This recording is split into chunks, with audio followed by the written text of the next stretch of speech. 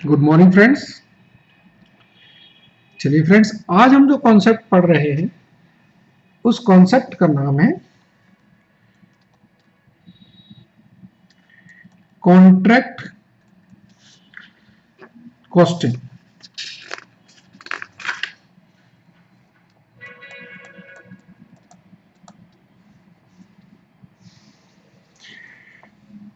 ये exam point of view से बहुत इंपॉर्टेंट है। इसके लिए पहले मैं आपको थोड़ा कॉन्सेप्ट पढ़ा दूं। कॉन्ट्रैक्ट क्या होता है जानते हैं? अरे भाई, मैंने बिल्डिंग का कॉन्ट्रैक्ट लिया, बिल्डिंग बनाइए। तो जो बिल्डर है वो क्या कहेगा? मैंने बिल्डिंग बनाई और उस बिल्डिंग में मैंने इतना मटेरियल लगाया, इतनी लेबर लगाई, इतना मेरा और खर्चे लगे, इतना मेरी कॉन्ट्रैक्ट प्राइस थी, ये मेरा प्रॉफिट हुआ। तो मैं कॉन्ट्रैक्ट अकाउंट बनाऊंगा।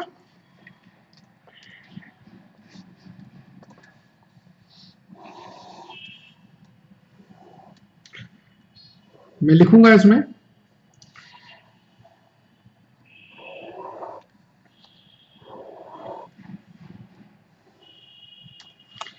कि सर इस कॉन्ट्रैक्ट में मेरा इतना तो मटेरियल लग गया, इतनी मेरी लेबर लग गई, यहां पे मेरा डेप्रिसिएशन लग गया प्लांट पर,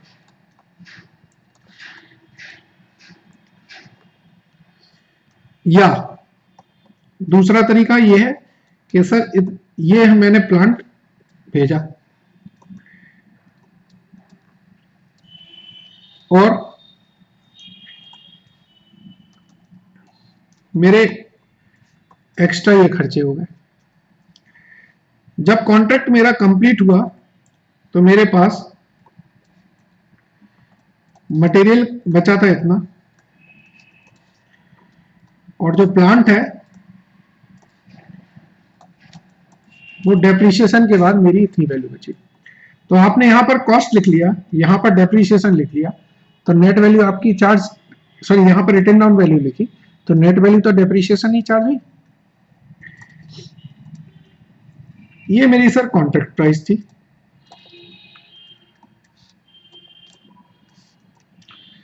और ये मेरा कॉन्ट्रैक्ट कंप्लीट होके ये मेरा क्या आ गया? प्रॉफिट आ गया।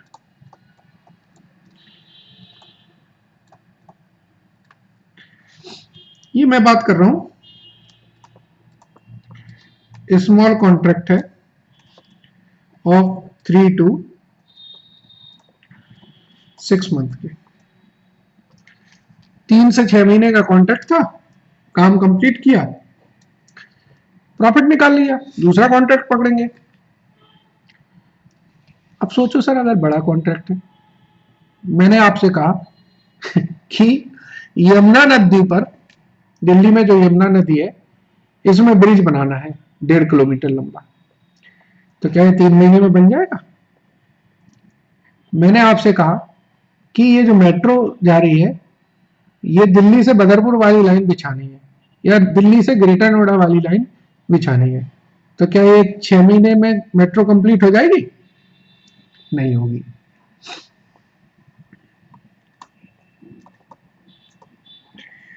What about big contract having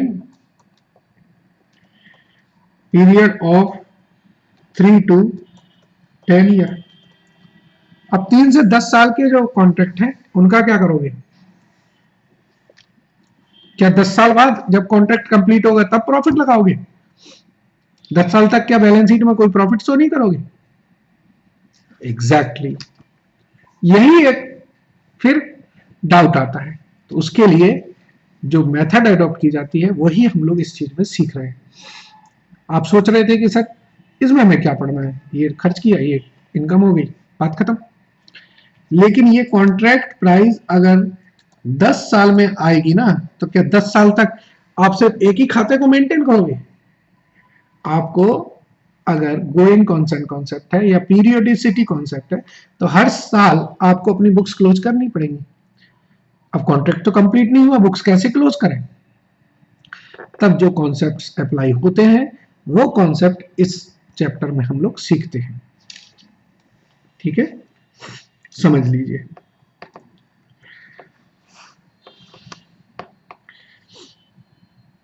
तो पहले मैं डाउट तो लिख दूं, whether profit we calculate at the end of 10 year? Answer is no.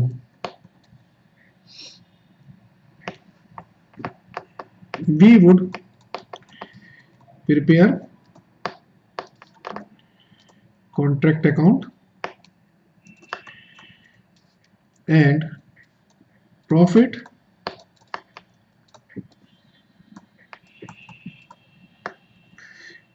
will be transferred or recognized as per following method. ये बहुत ही इंपॉर्टेंट कॉन्सेप्ट है पूरे कॉन्ट्रैक्ट का, समझ लीजिएगा। नंबर 1, वेयर कॉन्ट्रैक्ट जो कंप्लीट हुआ है, कॉन्ट्रैक्ट की जगह हम या completion of degree completion, degree of completion of work is less than 25%, that is 1/4. दूसरा, degree of completion is more than 25% but less than 50%, और 1/4 से तो ज्यादा है लेकिन 1/2 से कम है। तीसरा, जब डिग्री ऑफ कंप्लीशन 50% से ज्यादा है।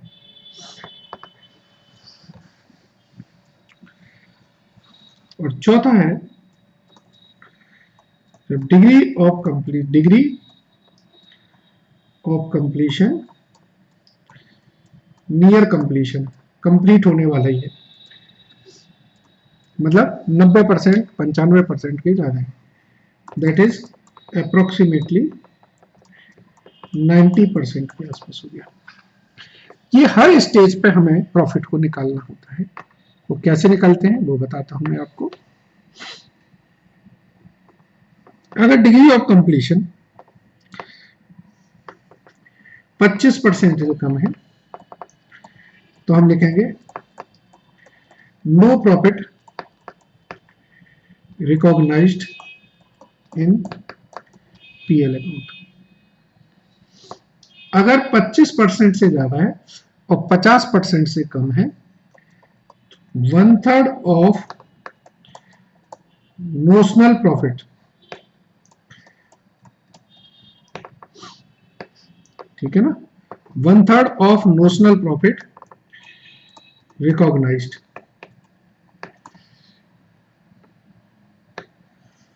on the basis of percentage of, अभी इतना ही रहने दीजिए, इसको और डिटेल में समझाऊंगा, समझो। यहां पर अगर 50% से ज्यादा है तो 2/3 ऑफ नोशनल प्रॉफिट रिकॉग्नाइज्ड होता है इन P&L, ठीक है।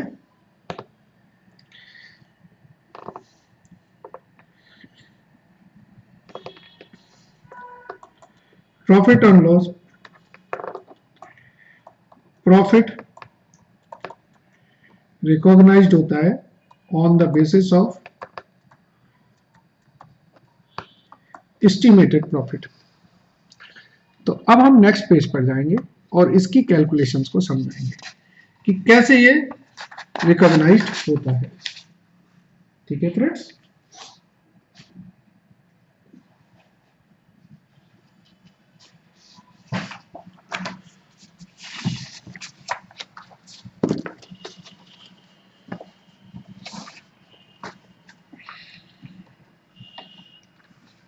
देखिए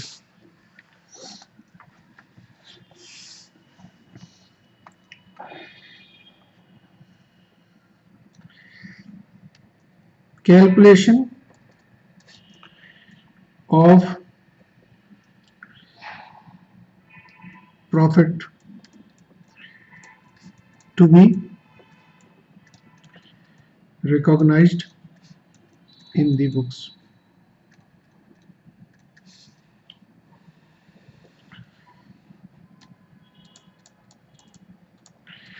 Notional profit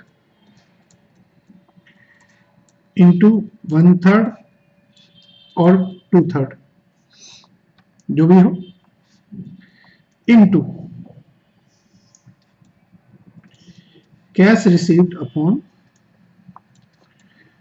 work certified. Work certified क्या होता है?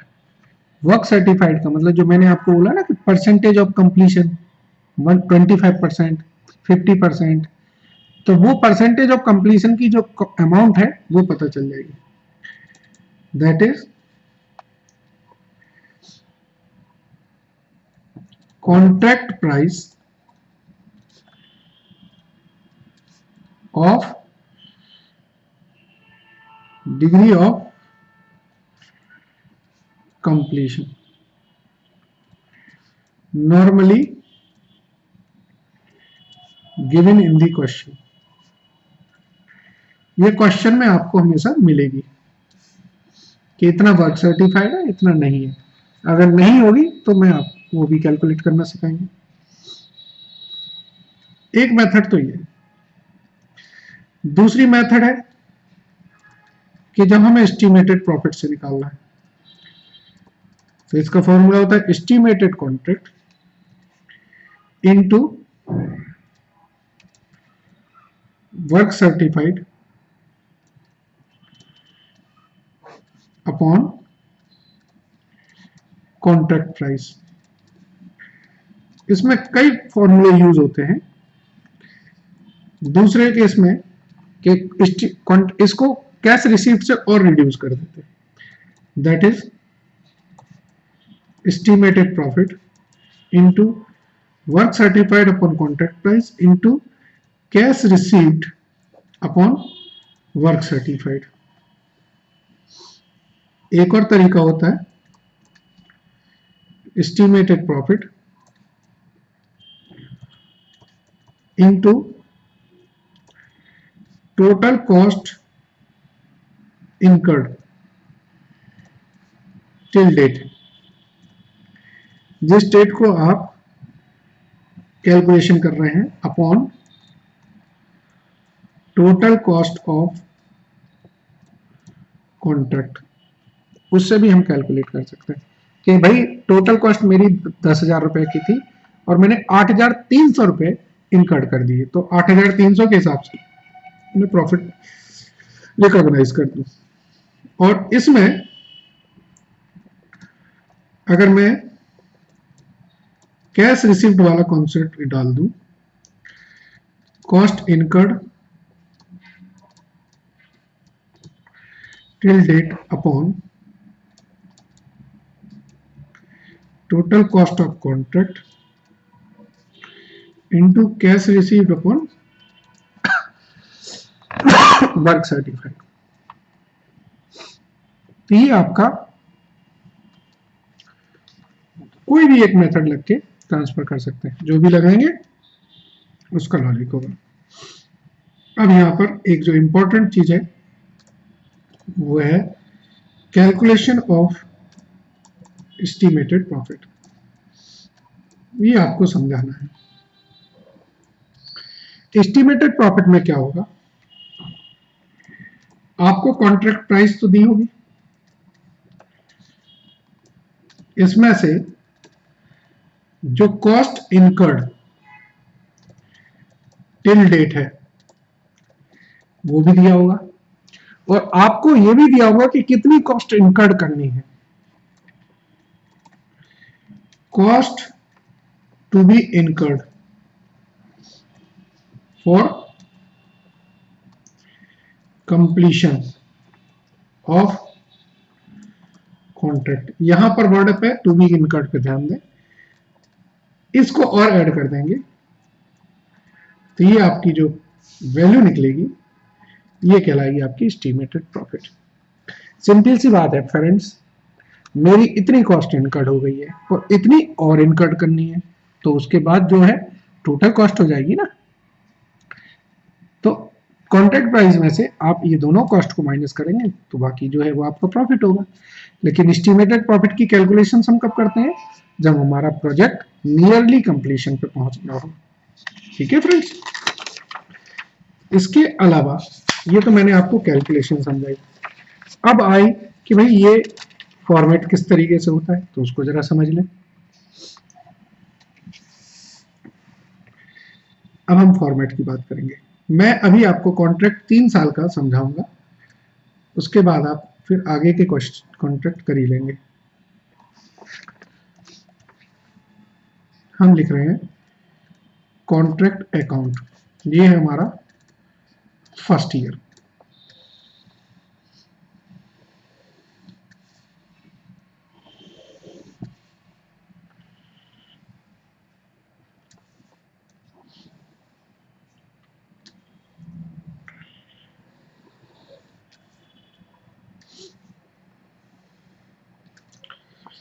यहां पर लिखेंगे आप मैंने कितना मटेरियल लगाया है, कितनी मैंने वेजेस लगाई हैं, कितने मैंने एक्सपेंसेस लगाए हैं, और कितने की मैंने प्लांट एंड मशीनरी लगाई है, कोई भी अदर एक्सपेंसेस या एसेट्स।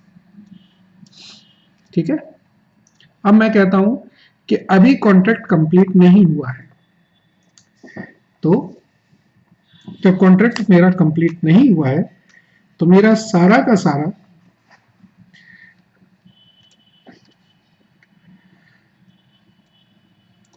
जो बैलेंस रहेगा वो किस में चला जाएगा, वर्क इन प्रोग्रेस अकाउंट में। क्लोजिंग स्टॉक मटेरियल का है, क्लोजिंग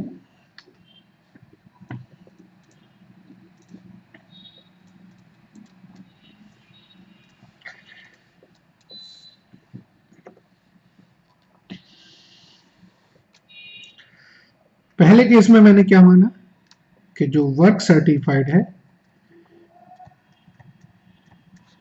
वो लेस देन 25% है। अब नेक्स्ट ईयर में जाऊंगा मैं कॉन्ट्रैक्ट अकाउंट, ये मैं सेकंड ईयर की कैलकुलेशन कर रहा हूं। तो जब मैं सेकंड ईयर में जाऊंगा तो यहां पर ध्यान दीजिए,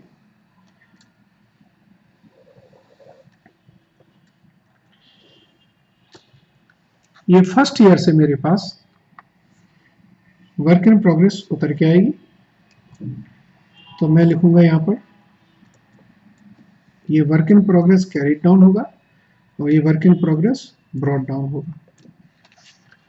इसके बाद ये जो हमारे स्टॉक्स हैं वो भी आ जाएंगे, ओपनिंग स्टॉक मटेरियल का एंड प्लांट की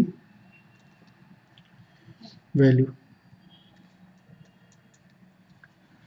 अब नेक्स्ट ईयर में मैंने जो प्लांट खर्चे किए, सपोज करो सेकंड ईयर में मैंने मटेरियल ये भेजा, वेजेज ये की, और भी खर्चे किए वो मैंने यहां लिख दिए। यहां पर मैं कहता हूं कि जो वर्क सर्टिफाइड है वो 25% से तो ज्यादा है लेकिन 50% से कम है। ठीक है, तो यहां पर आएगा मेरा YWIP कैरी अकाउंट, इसमें जो वर्क सर्टिफाइड है उसकी वैल्यू आप लिखेंगे, और कुछ होता है वर्क अनसर्टिफाइड, उसको भी हम लिखते हैं। क्यों लिखते हैं? क्योंकि आप काम तो करते रहते हैं लेकिन उसकी अभी सर्टिफिकेशन पेंडिंग है। यहां एक बात मैं लिखना चाहूंगा, ये होती है कॉन्ट्रैक्ट प्राइस पर और ये आपकी कॉस्ट प्राइस पर होता है। इस वैल्यू को आप यहां लिखेंगे। इसके बाद यहां पर आप क्लोजिंग स्टॉक लिखेंगे, किसका? जो भी मटेरियल है। यहां पर प्लांट की रिटन डाउन वैल्यू लिख देंगे।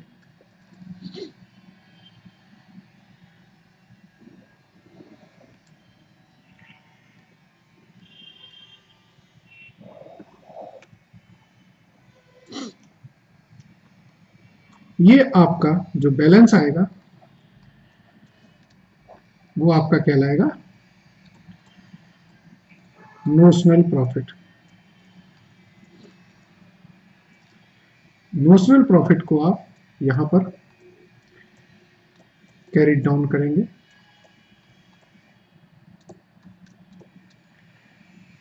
फिर यहां पर लिखेंगे profit and loss.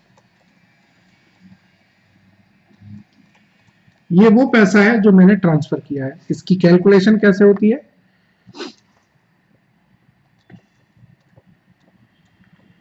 Notional profit into 1/3 into cash received upon work certified.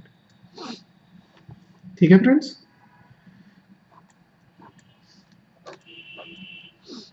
तो इसमें जो बैलेंस बचा रहेगा, इसको मैं रेड कलर से लिख रहा हूं, ध्यान दीजिएगा। इसको कहते हैं हम लोग वर्क इन प्रोग्रेस रिजर्व। क्या बोलेंगे? Work in progress reserve. अब हम नेक्स्ट पेज पे जाएंगे। चलिए नेक्स्ट पेज में आपको यही ले जाता हूं।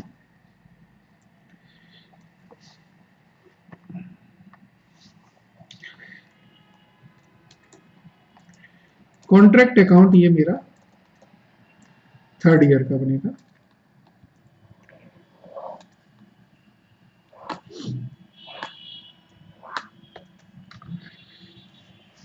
अब इस 3rd ईयर के कॉन्ट्रैक्ट में यहां से मेरे पास वर्क इन प्रोग्रेस आ जाएगी। To work in progress brought down, work certified, work uncertified. इस टोटल में से ये जो मेरा वर्क इन प्रोग्रेस रिजर्व था ना, इसको मैं कम कर दूंगा।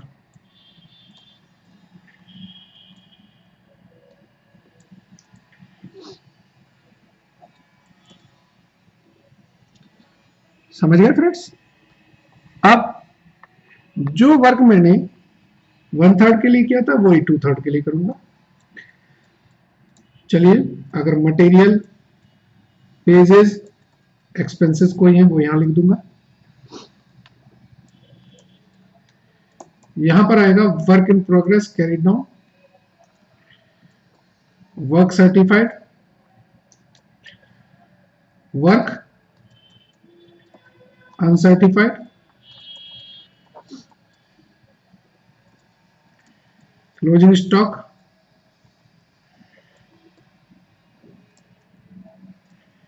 प्लांट की written down value,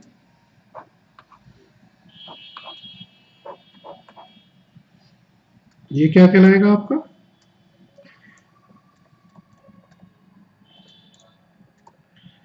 notional profit. अब ये नोशनल प्रॉफिट 3rd ईयर का है। मैंने आपको बताया ना कि जैसे हमने 1/3 की कैलकुलेशन की है वैसे ही हम 2/3 की कैलकुलेशन भी करेंगे।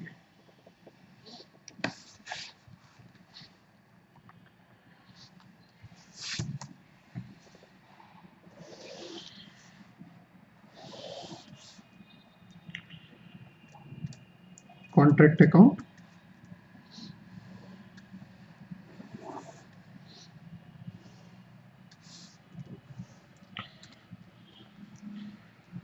जो थर्ड ईयर का कॉन्ट्रैक्ट था, इसमें मैंने जो नोशनल प्रॉफिट कैलकुलेट किया था वो ऊपर से ले आया हूं। ठीक है, अब यहां पर आ जाएगा to profit and loss. Formula क्या होगा? Notional profit into 2/3 into cash received upon work certified.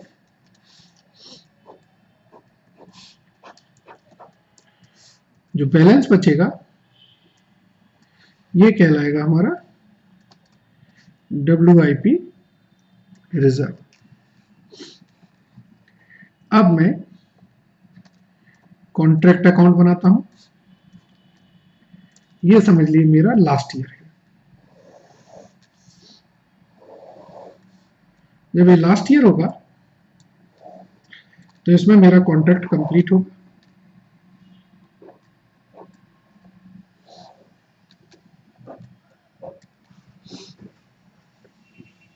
यहां पर मैं लिखूंगा work in progress brought down, work certified, work uncertified, और इसमें से मैं माइनस कर दूंगा WIP रिजर्व। कौन सा वाला? ये वाला। ठीक है फ्रेंड्स, इससे पहले जो कैलकुलेट किया था 2/3 वाला। अब सपोज करिए मैंने मटेरियल, लेबर या कोई एक्सपेंसेस लगाए हैं, वो यहां लिख लेंगे। मेरे पास क्लोजिंग स्टॉक बचा है कॉन्ट्रैक्ट कंप्लीट होने के बाद, मटेरियल का बचा है, मटेरियल लिखें। प्लांट की जो वैल्यू बची है उसको लिखें। जब कॉन्ट्रैक्ट कंप्लीट होगा तो यहां पर लिखेंगे वाई कॉन्ट्रैक्टरी। ये पूरी कॉन्ट्रैक्ट प्राइस से होगी, और चूंकि अब लास्ट ईयर है तो जो भी बैलेंस होगा ये हमारा पूरा बैलेंस प्रॉफिट एंड लॉस में चला जाएगा, क्योंकि अब कोई भी नोशनल प्रॉफिट की कैलकुलेशन नहीं होगी। तो फ्रेंड्स, मैंने 1/3, 2/3, 3 समझाया आपको। जहां मैं 1/3, 2/3 कर रहा था वहीं पर एस्टिमेटेड प्रॉफिट वर्ड यूज कर लीजिए। चलिए, इसके अलावा आपको कॉन्ट्रैक्ट अकाउंट और बैलेंस शीट में कैसे रिफ्लेक्ट होता है वो भी समझाता हूं मैं।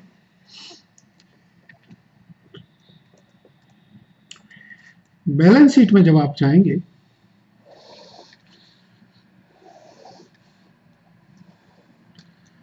तो बैलेंस शीट में आपकी एसेट साइड में तो वर्क इन प्रोग्रेस अकाउंट आएगा,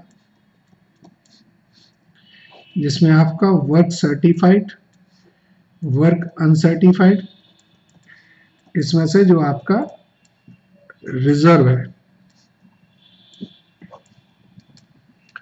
वो यहां लिखते जाएंगे, और यहां पर कॉन्ट्रैक्टिंग अकाउंट का बैलेंस आएगा। ये कहलाता है आपका एडवांस। बैलेंस शीट टैली करने की जरूरत नहीं है, क्योंकि आपसे पूछा जाएगा कि एब्स्ट्रैक्ट बताइए। जो प्रॉफिट है वो प्रॉफिट एंड लॉस में आ जाएगा।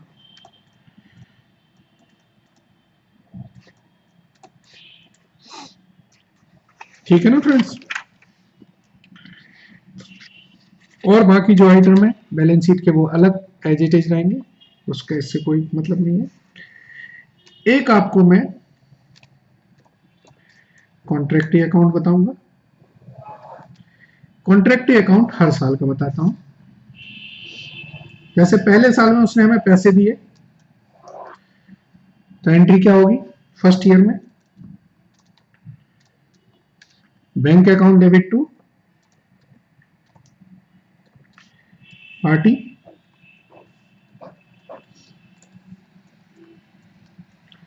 ये बैलेंस कैरीड डाउन, ये balance brought down. Second year में फिर से पैसा मिला by bank, balance carried down, balance brought down. Third year में भी पैसा मिला तो हम लिखेंगे by bank, balance carried down, balance brought down. अब फोर्थ ईयर में मेरा कॉन्ट्रैक्ट कंप्लीट हो गया था, तो जो फोर्थ ईयर है, ये लास्ट ईयर है, उसमें मैंने कॉन्ट्रैक्ट अकाउंट में क्या लिखा था, याद है आपको? मैंने लिखा था बाई कॉन्ट्रैक्ट टी, देखो लिखा था, ये लिखा था बाई कॉन्ट्रैक्ट टी। तो कॉन्ट्रैक्ट टी अकाउंट में क्या आएगा, टू कॉन्ट्रैक्ट,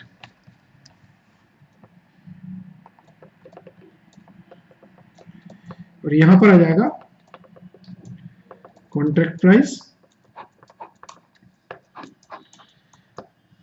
और जो बैलेंसिंग फिगर होगी वो पैसा फिर से मुझे पैसा मिल जाएगा। तो फ्रेंड्स, ये कॉन्ट्रैक्ट की कैलकुलेशंस है। ये मैंने अभी आपको सिर्फ फॉर्मेट सिखाए हैं। सम कैलकुलेशन जब आप करेंगे तो मैं उसमें भी आपको क्लैरिटी आ जाएगी, बट एक ओवरऑल चैप्टर का कॉन्सेप्ट होना बहुत जरूरी है। आई थिंक सो काफी कॉन्सेप्ट्स कंप्लीट हो चुके हैं। एक इसमें एक छोटा सा कॉन्सेप्ट और बचा है, वो है एस्केलेशन क्लॉज। एस्केलेशन क्लॉज का मतलब ये होता है कि कभी कभी क्या होता है, कॉन्ट्रैक्ट में एक एस्केलेशन क्लॉज होता है। इसका मतलब है कि अगर कभी कोई प्राइस एक सर्टेन लेवल से ज्यादा इंक्रीज होगा तो वो आपका कॉन्ट्रैक्ट प्राइस उतने से इंक्रीज हो जाएगी। मैं समझाता हूं। एस्केलेशन क्लॉज, सपोज करो मैंने जो सीमेंट कंसीडर किया वो की मैंने 280 रुपए पर बैग, और मैंने उसमें ये लिखा है कि भाई साहब 280 से 300 रुपए तक तो मैं झेल जाऊंगा।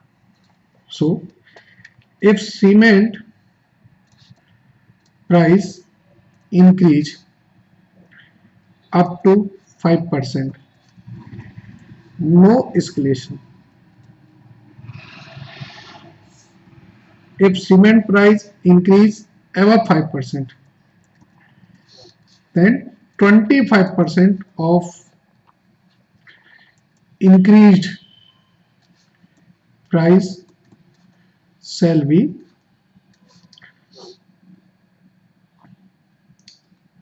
charged. तो अब मैं कहता हूं सीमेंट प्राइस हो गई है